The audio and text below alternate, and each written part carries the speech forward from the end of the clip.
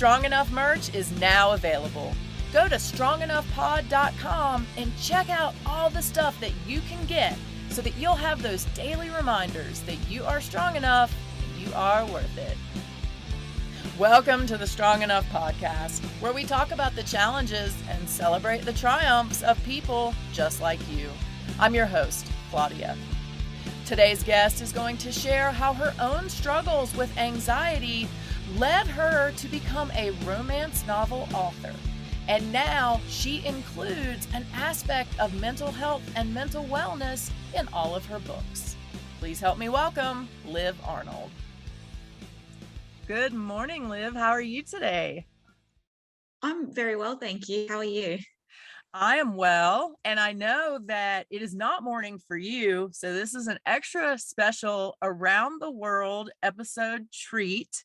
We are bringing you from Australia, I believe. Is that correct? Yes, I'm from Melbourne. I've lived here my whole life. It's past 11 p.m. here, but I'm more of a night person. I'm a bit of a bookworm and often read a lot till like each chapter. If it ends on cliffhanger, I have to keep reading.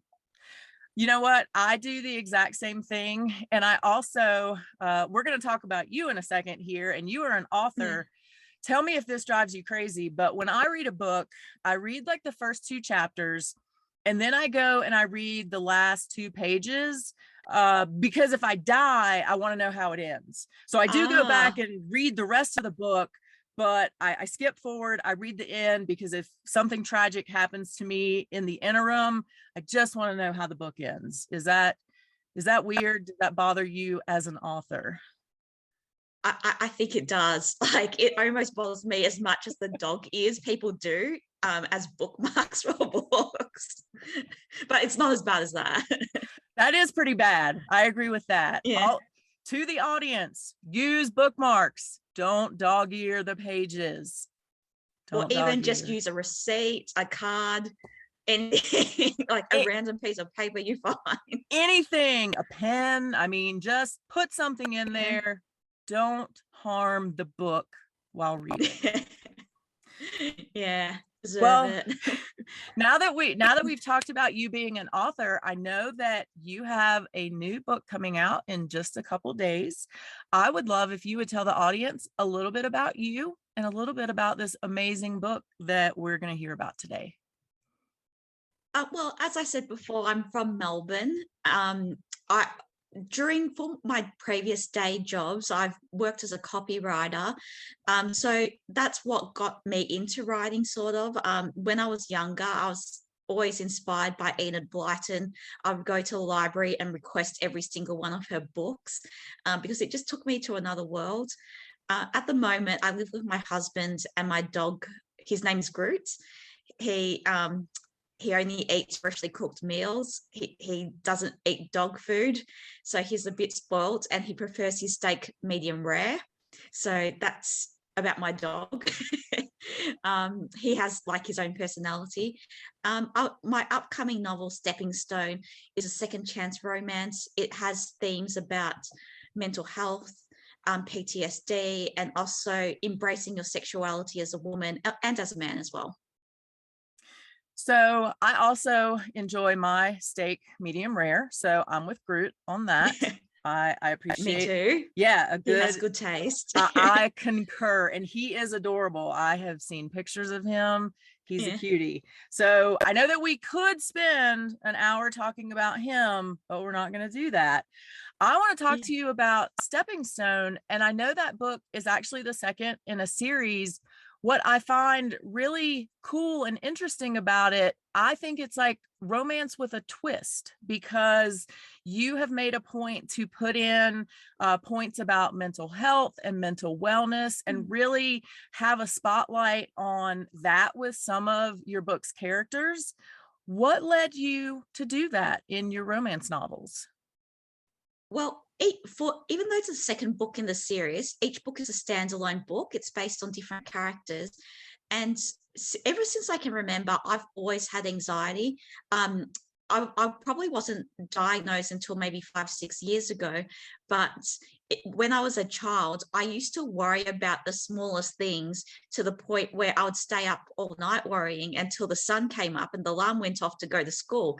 And I just thought that was a normal thing. And as an adult, I still do that, but at least I recognize the signs when my thoughts are starting to go spiraling out of control. So I wanted to write about real issues that people might have, especially since I would say based in Australia and a lot of my readers are based in America.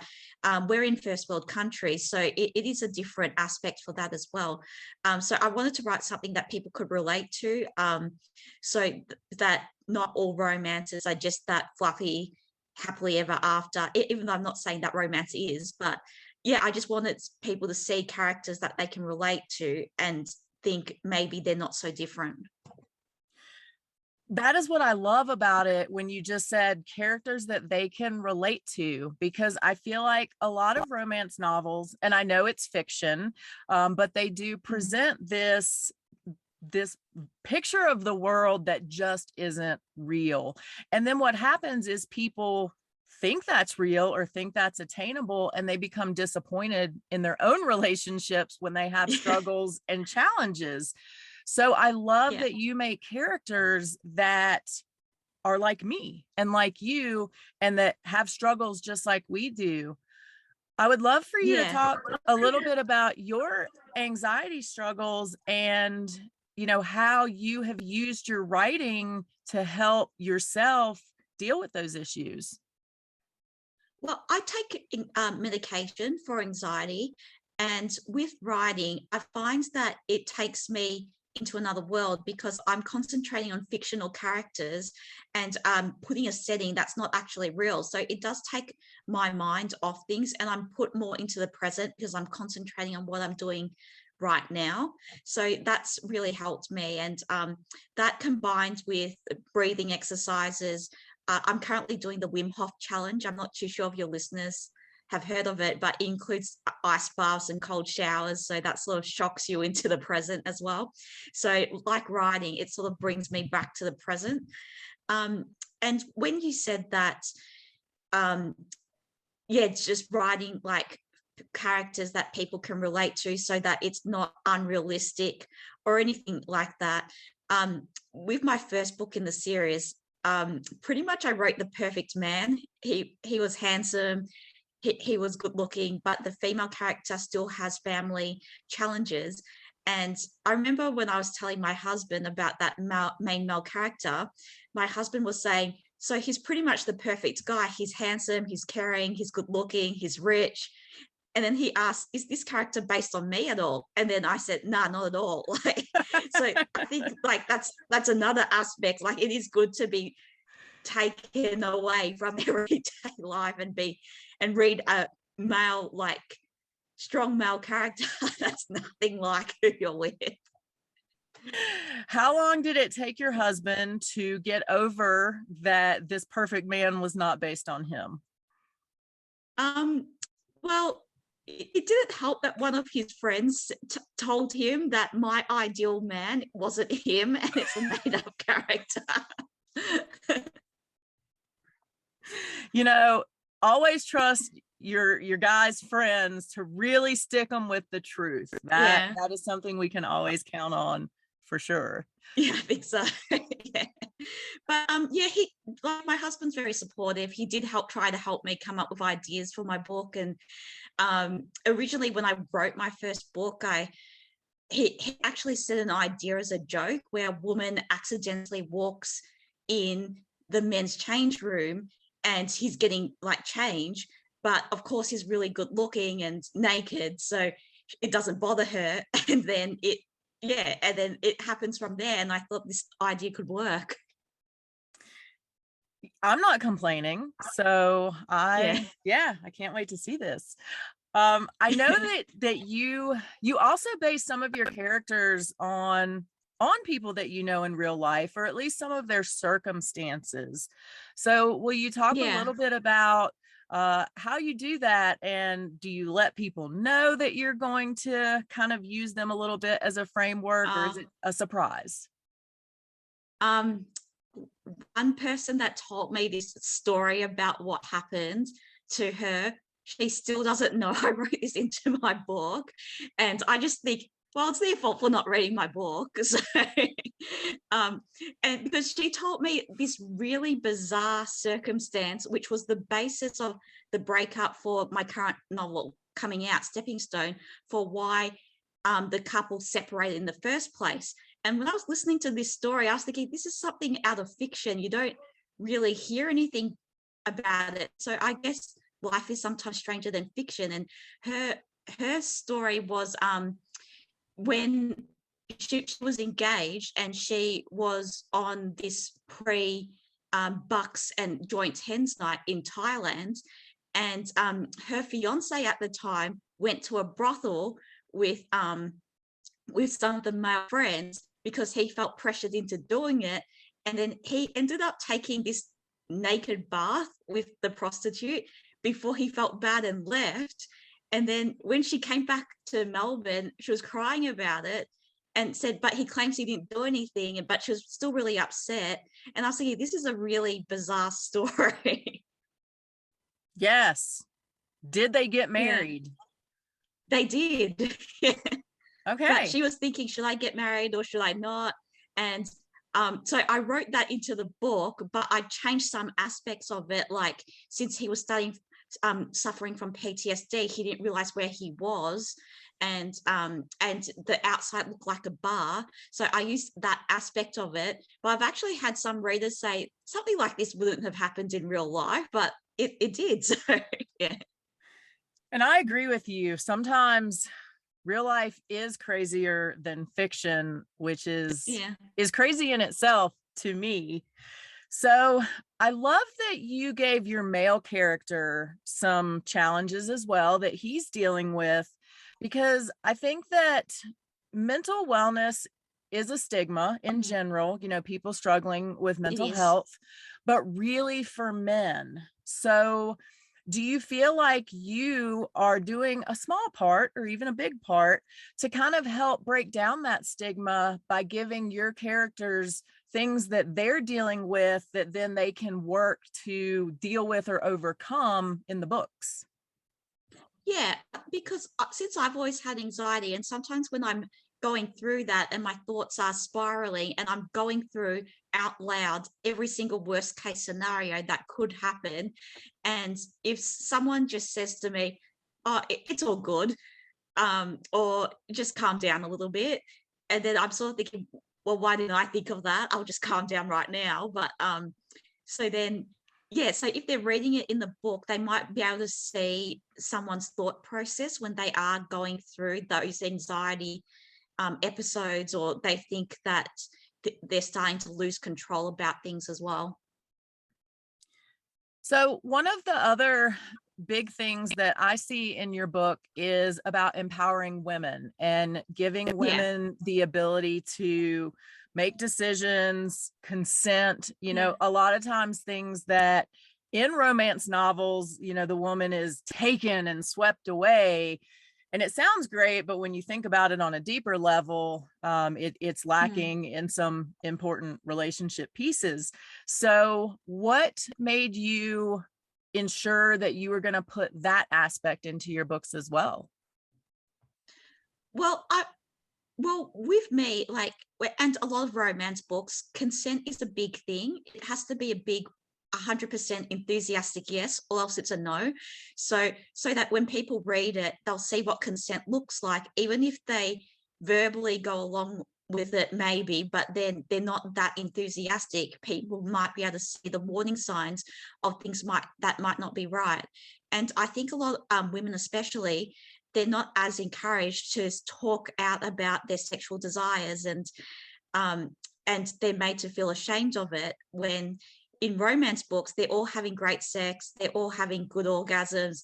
The men takes care of them first, I guess. And when I'm writing the novels, sometimes I don't even care if the men orgasm or not. It's about the women. So it's about what they want and them taking charge about how they want their sexuality and their sex life to be like, and for them to suggest ideas, even if they're a bit awkward about it, but to be open to that conversation. How empowering is that for you personally to do that in your writing? It is empowering, but I think when I talk to people about my sex scenes, I'm blushing as well. So like it, so I think it's also something I need to work a bit more on, because I also feel awkward talking about it too. But I like that aspect of it, exploring different aspects of what fetishes people might be interested in.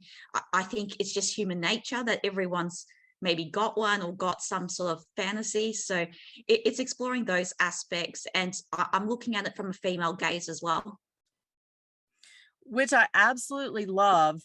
I know that you do some writing for Cosmo, and that writing is also Yeah. focused around sexual wellness. So Yeah. which came first? Did you start your romance novels first, or did you start in articles and sexual wellness first? I started romance books first, and that's how I started to give sex tips for Cosmopolitan about different sex positions. And at first I thought it was so funny just giving expert advice on sex tips. But I guess if you have to be an expert in something, you may as well be an expert in that. I don't think that's a bad expertise to have. So, I mean, is that on your business card now? Sex position expert. Maybe I should put on my LinkedIn. I definitely think you should do that. So, has it become easier? I know you just said you still blush sometimes, and it's hard for Yeah. you on occasion to talk about the sex scenes, but do you Yeah. think that overall, it's getting easier for you and easier for women in general to talk about what they want and what they desire? I think it is getting easier and easier, because there is even that stigma now for writing romance or reading romance, that um, that it's not, that it's like less of a genre, or if you read it, then you're just like, I don't know, like a desperate housewife, or you might be having something lacking in your marriage. But I think it is empowering towards women to have that change in mentality about, it's okay if you enjoy reading sex scenes and this book. And I think even with movies and other types of media avenues, it's getting more and more common for the women to take charge and know what they want. When I was watching this movie called Malibu Crush, it was the man that was really shy and didn't really know what to do, but it was the woman that took charge on what she wanted to do on the date, going on the beach, going roller skating, and also having some ice cream. So she was the one in control. And I see that more and more in movies and media outlets and other books. Which I think is fantastic, because we are, turning a little bit into more powerful beings Yeah. instead of just taking whatever the man has for us.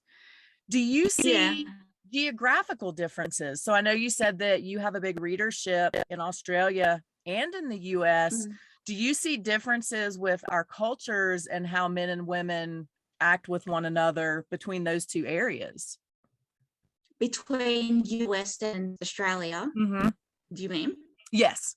Um, I think there is some difference. Like in America, I think maybe America people are a bit more open to all these ideas.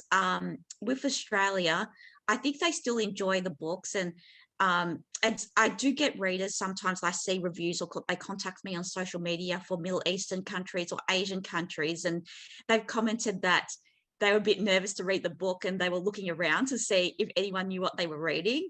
So, but yeah, I'm glad they did enjoy the book, and it did get them to escape into another world and see another aspect of how you should, like, not necessarily you should behave with sexuality, but what is possible.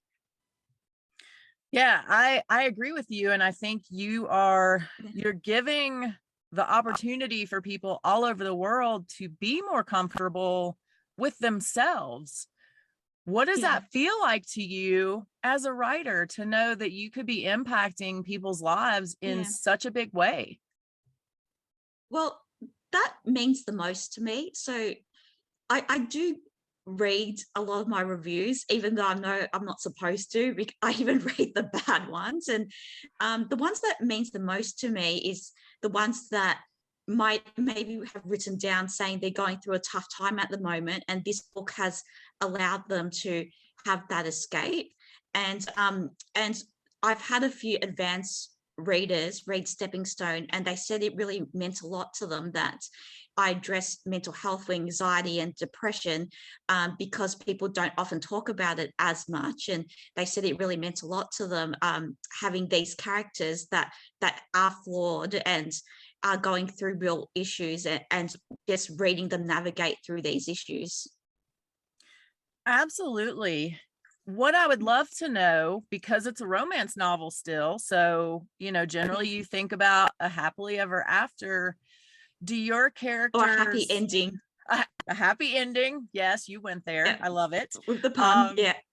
Your characters in their other life struggles, do those also have a happy ending, or do they just find ways to deal with their circumstances? So they more find ways to deal with it. So just by thinking about what they could do. So in Stepping Stone, it sort of ends with hope, but it's not completely fixed or anything like it is in real life. But it does end with hope, with options of what they could possibly do to help, like with coping mechanisms. Do you feel like you're becoming a bit of a relationship therapist or counselor in writing these? Um, Maybe, but sometimes I do think I give the worst advice.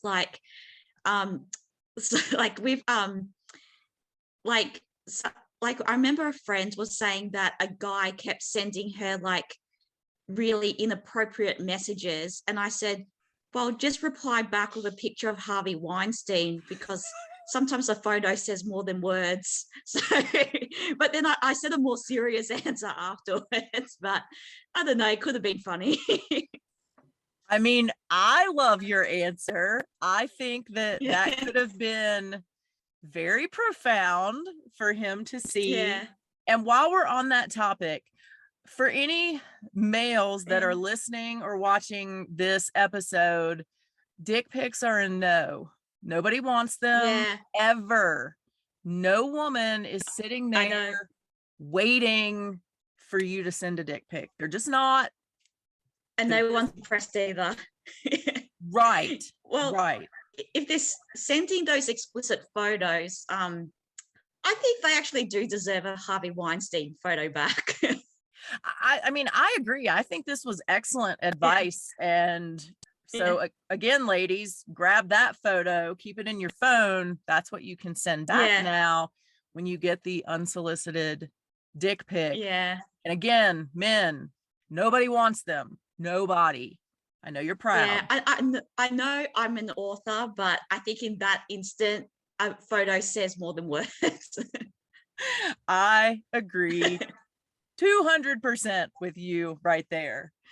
So tell me, what is next for you when it comes to your romance novels? Well, so with my book being released, I'm donating a portion of the profits to this mental health charity to raise awareness. And then at the moment, I'm working on the third book in the series. So each book is based on a different female member in the team. So they all work in Stone Court, which is an investment company, and they all work in IT and data analytics. So it's a team of 3 women. And so I also wanted to do roles where it's usually dominated by men, and usually women might not be seen in those roles as well. So yeah, just like for that other aspect, because you do see all the time women being in these male dominated roles and how they fit into it as well. I love that. And I was actually thinking that when you said IT, that is Yeah, a traditional male dominated role. So I love that you're putting women into those roles just to give another empowering aspect. What made you decide to do that as well? Well, I think um, if being a woman, it doesn't mean that you have to go to certain career types or fit into a certain mold. Same with men as well. So, for example, in some sectors like aged care sector or teaching, it's female dominated, and maybe men are a bit hesitant to apply, or they think it's a bit too feminine. And same with male dominated roles like engineering, anything to do with data or IT, where there is that shortage of women. And maybe because people might not fit into that mold, like I never really liked shopping that much, because since I'm a big introvert, I don't like the noise and parking and the crowds. And yeah, and so I think everyone has that aspect to them where it's not stereotypical to their gender. I do love shopping, but I will say that I really enjoy online shopping that I can do from the comfort of my home. Where you don't have to 100. get dressed. Yes, like I know what my sizes are. I Yeah. just want to order it. I want it to show up at my house. So I can definitely relate to you there. What do you think will be the next wall that you might break down in a book? So we're tackling, career paths that, have gender differences. You're tackling mental health. You're tackling consent. What else do you think you might want to address in an upcoming book?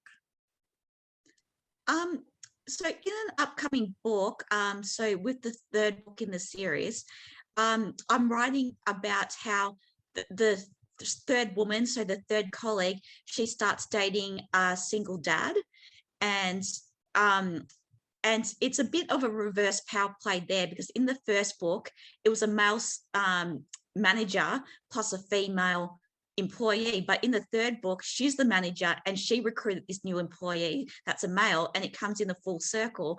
And so it's about the women like in management, and also the aspect of dating a single dad, and also what it might be like to be a single dad, because from what I heard, people might judge you a little bit more. Like I've heard stories like if you show up to a parent teacher interview, they might ask the dad, when's the mum coming? Or they keep telling you you're doing a really good job considering there's no mum around. So I hear little stories about that. So it's just exploring those little dilemmas or issues that single dads might be going through. I love that, because even as you were saying that, it made me sad to think of a teacher saying, well, Yeah. when is mom going to get here? Or you're doing great for a single dad. That's something that I never really thought about. So what made you think about that aspect and want to address it and bring it full circle from book one? Well, I think the trope of male boss, female employee is done a lot, and it is a good trope. Like people do want to be swept away, and so I wanted that to be in full circle, where the woman is in control. She's in the management team. I have a friend that's a single dad, and he has said things about what he thinks people think when looking at him with his kids, and about coming to school as well when doing picks up and drop offs. So I think something like men's mental health, men are more likely to commit suicide or not seek help than women. And also people don't really think about what it might be like for a single dad. So I just wanted to think of that aspect as well. I love it.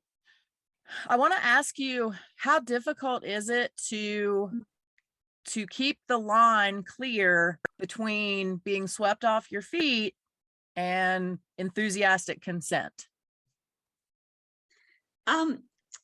Yeah, like it definitely has to be 100% enthusiastic. Yes. Being swept off your feet, it still has to have that consent there, in both your actions and your words as well. So it has to go hand in hand, I think. So even if you're being swept off your feet, and there's maybe that magic to it, there's still that consent from the whole process. And I think still, I still like to show that no means no, regardless of the circumstances or the events leading up to having sex or about to having sex. I think that's great that you do that. Is that a point in every book where at least once there is a no scenario to make it clear? Necessarily, like, so there would be a no scenario in some of my books, just like if they're not too sure, if they're ready to take the next step. But then when they do have sex, both of them are very enthusiastic about it, and they can't wait to bang it out, I guess. So, Literally and figuratively, right? yeah. Yeah.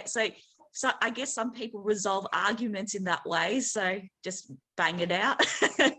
Just bang it out. That's Yeah. the motto for today. Yeah. I want to ask a little bit about your writing process. So when you start, do you kind of have a clear idea of where you're going and what's going to happen? Or are you kind of surprised along the way as you write? I always know how the ending will be, so I know what to work towards, but the whole journey, I'm surprised by where the characters go sometimes. And I put a lot of comedic type moments in the story, and some of it is based on real life. So some of these I already have in my head that I'll write this down. And yeah, but I do enjoy the whole process. And so when I write, I usually do set a timer of 20 minutes at a time. And I know this is really bad for you, but I reward myself with ice cream after every 20 minutes. So I need to think of a healthier habit for a reward. I'm loving this. So every 20 Yeah. minutes, you get ice cream. Yeah. So when the timer goes off, I just think, okay, ice cream time. This is fantastic. Like, this is the Yeah. best work thing that I've ever heard of. So I have to know, what's your favorite ice cream flavor? I eat pretty much everything. Like, I think there's like something about ice cream that makes people happier in general, and you hear that all the time. So if it's gelato, I have raspberry. If it's an ice cream, like a cream based flavor, maybe hokey pokey, or something chocolate based. Okay, what is hokey pokey? Because that's a dance here. It's like it's got like some caramel, like little chip aspects, or like honey chips to it. Like, it's hard to describe. I'm gonna have to try to find this though, because it sounds amazing. And Yeah. I want to point out for the people who are listening and not watching that Liv is tiny and cute, so she can eat all the ice cream that she wants every 20 minutes. How long does it take you typically to write a book? About a year. I write insanely slow. And sometimes I mix it up a bit. If it's not ice cream, it's chocolate or chips, but usually ice cream's my go-to. I'm a big fan. I mean, again, Yeah. I want to encourage all employers, if you want to increase productivity, to maybe implement some 20-minute ice cream breaks in the workday. I think this could be huge for the world as a whole. You could have started something. Well, people still get happy when they hear the ice cream truck. So I think it's doable. I agree. I'm a big fan of this. So I think we have done a lot today, because now we've solved work productivity issues. Yeah. We've solved dick pics and responses to those, and inappropriate text messages for women. I mean, Liv, what else can we solve today for the world, do you think? Well, I guess for explicit photos, another thing you could do is pretend that you showed it to everyone. So, and then, because I remember I did that once when I was about 18. I didn't expect to get this photo. And then I said something like, which I actually put in the book, saying, your left testicle looks weird, but don't worry. I showed it to some of our work colleagues, and they said, maybe you should see a doctor. And he was actually in a panic after that. So maybe that's something else people could do. That is a good one. Did you let him off the hook and tell him you didn't do that, or did you let him stay in that little panic? It was a bit of a panic for 10 minutes. And then I said, no, I didn't really do that, because he he kept sending me one message after another, so I wanted it to stop. This is fantastic. I mean, your ideas are so creative. I absolutely love it. So I want to take a quick turn here. Yeah. We're going to talk about tattoos for a quick minute. And I just want to point out, we are recording this in June. I am still in a hoodie. Okay. It is chilly here, so you can't see my tattoos, but I have a bunch of tattoos. I love tattoos. The audience loves tattoos. But Liv, I know that you don't have any, and there is a reason why. And I would love for you to share that with everybody. I'm bad with needles. When I was 18, 19, I got my belly pierced and I passed out. So it was actually the first time I blacked out in a shopping center. So yeah, so I didn't know what was happening. Like my whole vision went blank. And also last year I donated blood. I thought, I'll be a good Samaritan today. And then I was fine throughout the whole process and even 10 minutes after, but then nausea hit me all of a sudden and I ran to the bin, threw up, and then I blacked out. So no tattoos for me. No tattoos for you, unfortunately, Yeah. but I'm still going to ask you, let's say no needles involved. So like a temporary tattoo. There's a great company called Momentary Ink that you can design your own tattoos, slap it right on. It lasts for a couple weeks. Let's say we're doing that. What would you get and where would you put it? I'll probably put something on my wrist, maybe something meaningful to do with family. One of my friends has a really cute tattoo that just says "I love you" on her wrist, so that when her husband says "I love you," she just raises her wrist. So yeah, something sweet like that I'll probably do.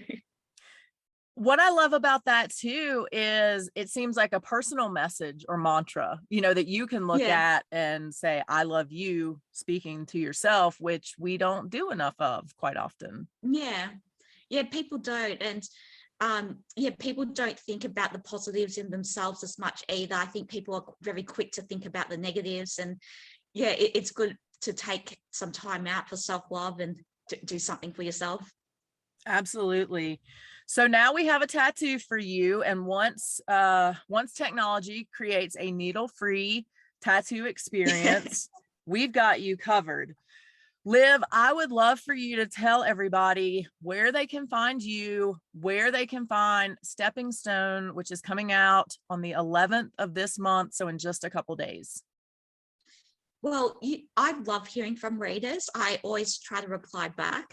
So my website is livarnold.com. You can also find me on Twitter and Instagram, liv_au. So it's the same handle for both. Also on Facebook, Liv Arnold Author, which is my handle. I'm also on BookBub and Goodreads, and you can buy my book from online major retailers like Amazon, Kobo, Barnes & Noble, Apple, iTunes, so just all of them. Excellent. Well, Liv, you have been truly amazing. I really appreciate your time today. I'm excited to read Stepping Stone. I'm sure everybody else is as well. Thank you. I you. Can't wait to see what you have coming next. Thank you so much. I appreciate you having me. Thank you. I hope you guys enjoyed my conversation with Liv as much as I did. I really appreciate how she is addressing things like gender roles and stereotypes, mental wellness, and consent and women's empowerment in her books. Don't forget, Stepping Stone will be available July 11th. So remember, until next week, you are strong enough and you are worth it. Thank you for listening to the Strong Enough podcast. You can find us on your favorite podcast platform by searching Strong Enough. And on YouTube, we're on the Spear Talk channel. Don't forget to follow us on Instagram and Facebook at Strongenoughpod. If you have suggestions for an upcoming episode or a future guest, please reach out at strongenoughpod@gmail.com. Remember, you are worth it.